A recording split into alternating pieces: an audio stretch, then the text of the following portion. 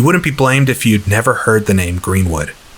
For a short few years in the mid-1960s, this place was the future of sports car racing in America. But seemingly as soon as it appeared, it was gone. But it's now back to relive in Assetto Corsa. So come with me today on a trip back to a small slice in time. Another what could have been. Something special we can now relive from our homes.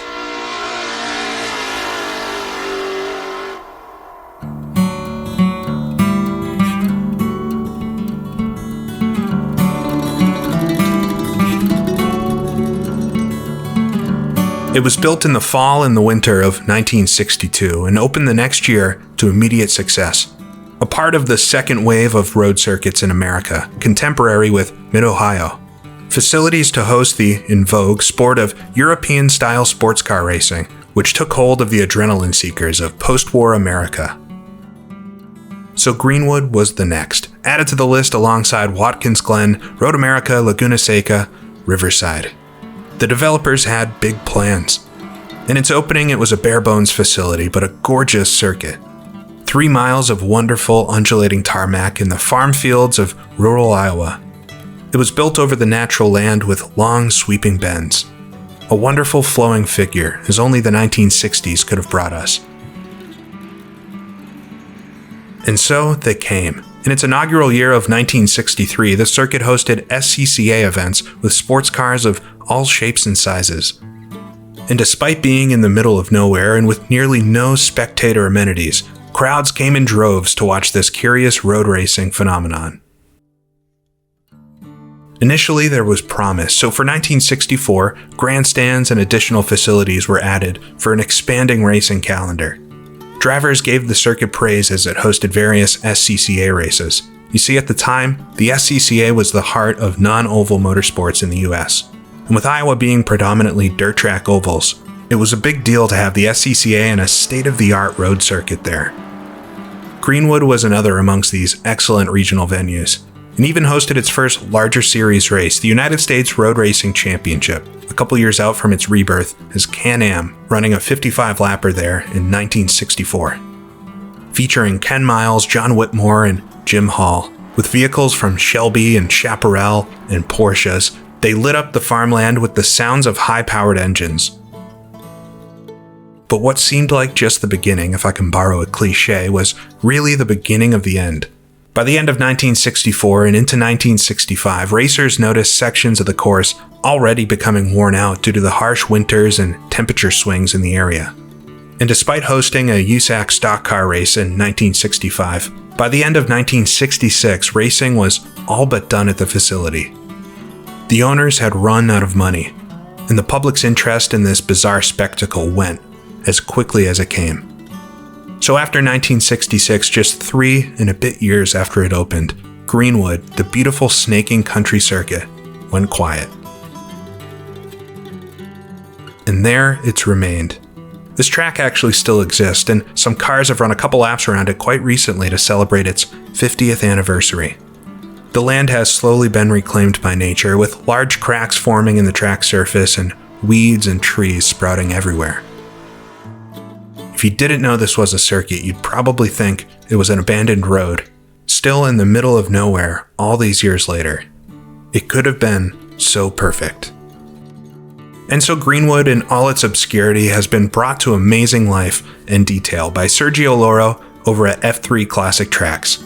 This circuit marks the first of what should be 3 obscure American road racing venues, and is a pleasant surprise. With excellent detailed scenery and texture work, wonderful sense of place, and sprawling countryside, it features multiple road mesh files to take the track from smooth and fresh pavement, all the way to how it was just a couple years later, extremely bumpy and dangerous. There is a lot of joy to find racing cars here, and I'll be honest, this isn't one I knew much about prior to this. But I've been blown away, not only by the excellent work that Sergio always does, but in just how fun this track is to drive. They really weren't lying when they said this was a premier road racing venue. It has the layout to prove it. Sector 1 especially has got to be one of the most thrilling in all of road racing.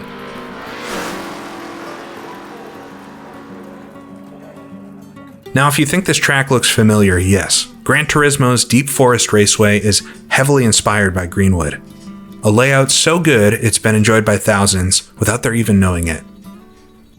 So rather than talk, let's race. I've got lined up a short grid of mid-60s sports cars to emulate a little bit what it was like to race this forgotten classic. So we jump behind the wheel of a wonderful, high-powered 289 Cobra for 6 laps through the country. A pure road racing experience.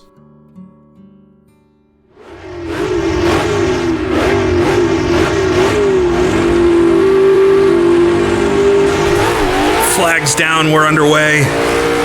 Control the wheel, spin off the line, get it up the gears, and rock it towards the first corner as the Cobra there's trying to find a weird line through, see if I can slide up the outside. The first turn, highly banked. So we'll head now towards the second turn. As I shove it up the inside, a little bit of a bump to the front fender, I'd say. There's no real fenders on this Cobra as I'll slide by that Corvette to the left, and now flat out over a blind crest here and down towards probably the best passing zone on the track, right at the 3 marker, hard on the brakes, down to third gear, down to second. Thought about it going there on the Jag for a second. Oh, the Mustang in front hits the arm code to the left.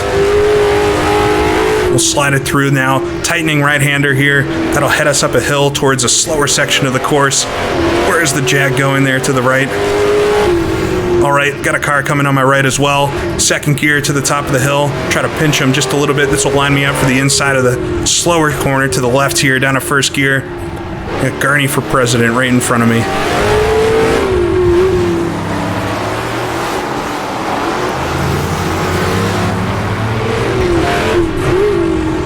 Second for just a moment, so we'll keep it on the inside, avoid the tires. Luckily the Mustang gives me a little bit of space.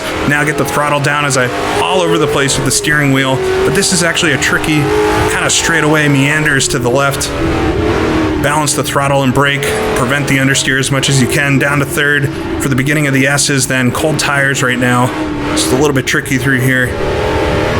Just want to avoid those white tires through this section. Come to the bottom of the hill, watch for a bit of a checkup from everybody as we all slam into the hairpin then. And want to get a nice run out of here because this is where this track goes from being pretty cool to absolutely legendary. We'll get up into third gear, Cobra slotted in behind. You want the full width of the track if you can here, but fourth gear, come over the rise and just a little bit of a lift on the throttle, get it planted to that green line to the right, and then flat out as the track picks you up and rockets you across the start finish. Absolutely exhilarating. Back down to third though for the first corner, and it's that quick, we're back into the lap. And these first couple of corners are equally as awesome, especially when you're on your own. Hopefully we get a few clean laps here. But chasing this Ferrari 250 GTO in front of me. Beautiful car.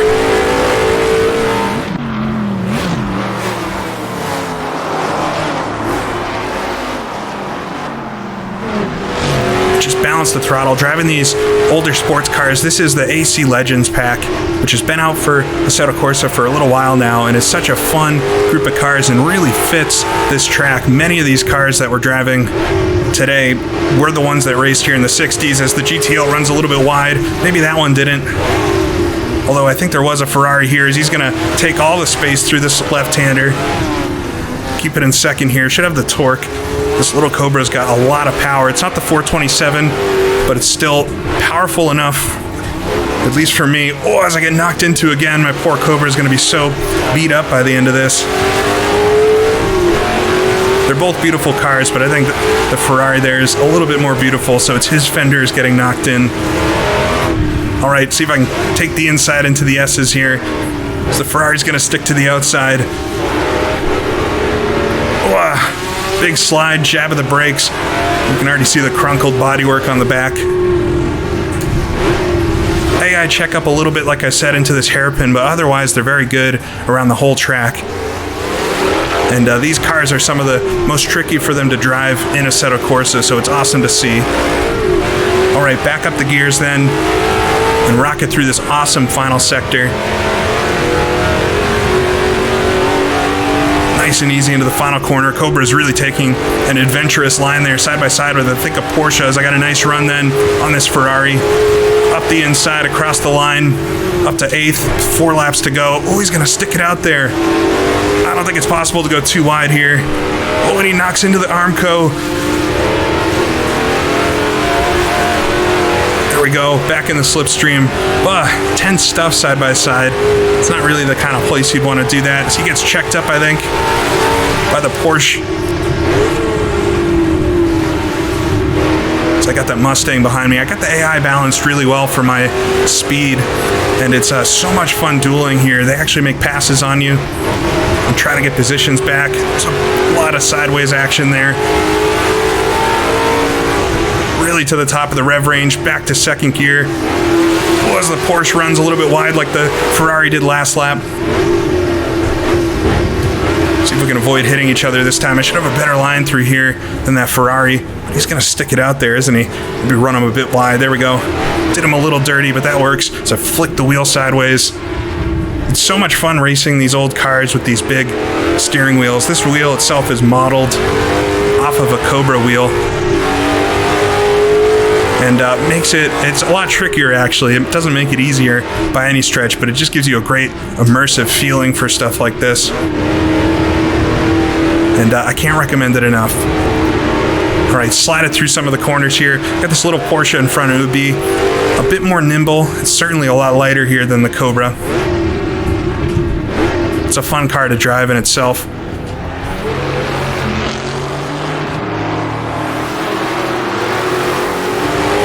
They really don't make tracks like this anymore. They don't make tracks at all anymore, really. They certainly don't make them like this. And it is a very, very unsafe circuit by modern standards. We'll come through the final corner, but you can see all of the guardrails and things on various parts of the track. This isn't even the worst of it. Come across the line. We got all the crew members there to the right. Down to third in the first corner. And you can give it a little bit more speed than you think you can because of the camber on the track, but this one, second corner there, you have to be a bit more careful on. Very late apex. But I think it's the bottom of the hill here, which is the most unsafe part of this course. We got some Armco we're staring straight at, so we rocket into a high-speed braking zone. If this track had survived, you'd imagine that would be some of the first things they would have changed. There wasn't a comment about it back in the 60s. They just thought this track was absolutely awesome for the first couple years that it was around. All right, chasing this Porsche now. I don't think I have anybody directly behind me. Not sure where they went. Kept it in second gear this time. Like I said, I think we have enough torque, really, to make it through most of this lap without going into first. A bit unpredictable, though. We'll put it into first for this tight left-hander. Porsche's just carving up the road in front of me.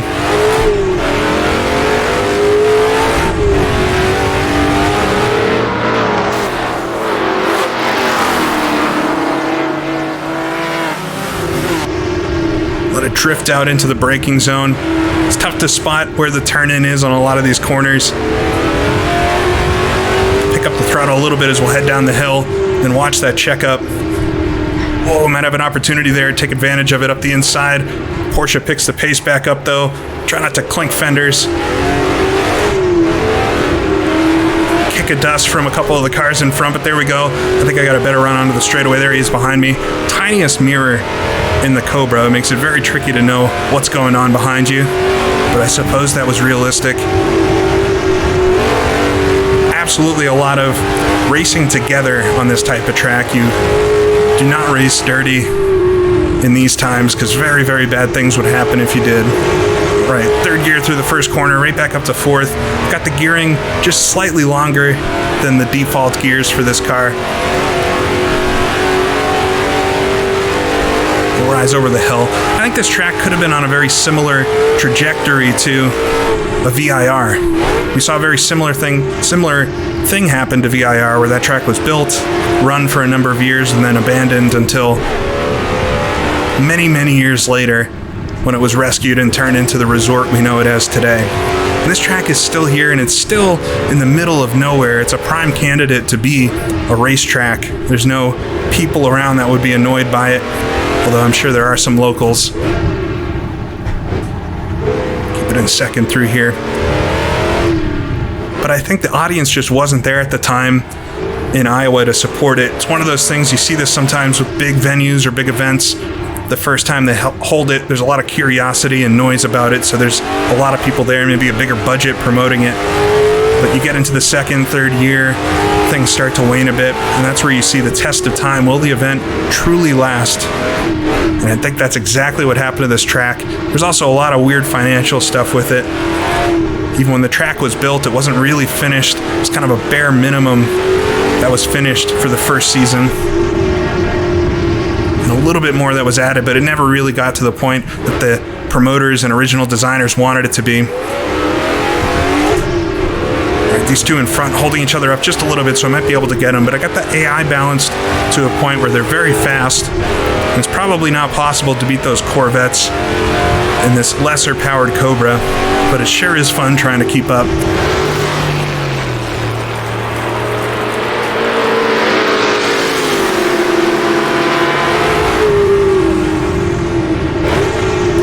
All right, one more lap. Side by side here with this Cobra. Oh, he's gonna swing out wide right into the guardrail. That would be a massive hit.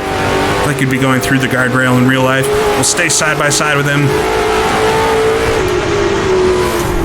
He's gonna outbrake me here at the bottom of the hill. Spit of flame. Oh, this track looks absolutely amazing. Sergio's done a wonderful job, but then pairing it with Shader's Patch and Pure and Soul for the weather and all these different plugins and things. It's a bit of alphabet soup when you get started with Assetto Corsa, but it's all worth it when you're doing this in the end.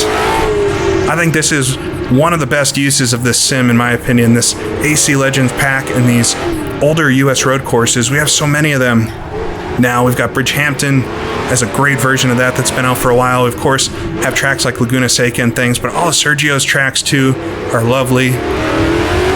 He did a version of Stardust as well, and he's got more tracks planned for this little pack, so if you buy this pack, I imagine you'll have access to those once they come out. Not endorsed by Sergio in any way, and I didn't think I'd actually be doing a video about this track, but I had so much fun racing. I never miss one of his tracks, and they're all fun, but this one is extra special. All right, come down here to the hairpin. We might have one more lap, I'm not sure. Feels like a very short 6 laps, but I guess that's how much fun I'm having. All right, get it up the gears. Really close to the tires there. On the throttle, though, I should be able to out-drag the Porsche. 4th gear then. Whoa, come to the inside. It's going to be tricky here. Porsche brakes a little bit. Oh, side by side. Come to the line. And there it is. Race over. I wanted more laps, but I'll certainly be doing more later. So Greenwood Roadway, Greenwood Raceway. It went by both names, but what a track. I wish I did a couple more laps. I always wonder how many laps I should do for these quick races, but it leaves me wanting a bit more, especially with the action being so close. You can race a lot of different types of cars around the course. These sports cars, anything from the AC Legends or TC Legends packs, GT cars from the 50s, 60s, 70s, they're all very fitting here. I actually think these cars are maybe as high as you'd want to go on the power spectrum, although things like the King Cobra and the full 427 Cobra did race here. Some of those early Can-Am cars. So you can race whatever you want, but I think this track is at its best with a slidey car, and that was certainly what it was designed for at the time. Sports car racing in America in the 50s and 60s was really exciting, really interesting. There certainly were big spectator events, but even as we think of sports car racing these days as very much being an enthusiast type of auto racing, it was an exciting and fresh thing in the 50s and 60s. So tracks like these popped up almost everywhere, but although this one was obscure, you can see why, even though it only ran for a few years, it's remembered by quite a few people. So as I said during the drive, this track is available at Sergio's site, F3 Classic Tracks, and is currently selling for a minimum of $6, but that's for the pack that's supposed to be coming out for this. So it's this track, and eventually 2 others, Marlboro and Vaca Valley, which are both tracks. I've heard of Marlboro, but I haven't heard of Vaca Valley. I'm probably not even pronouncing it right. So it'll be fun to look at those as well. I have no deal with Sergio to show off these tracks, but I just really like this one especially, and I think he always makes great work. So at a minimum, I recommend signing up for his mailing list and notifications so that you can see whenever something comes out. He releases a lot of stuff for free and then does have some of these payware tracks, which I absolutely think are worth the money. So I hope this was a fun slice of obscure sports car racing history for you today. So go take your favorite slidey sports car and have a bunch of fun racing around Greenwood. I know I have for the last few weeks.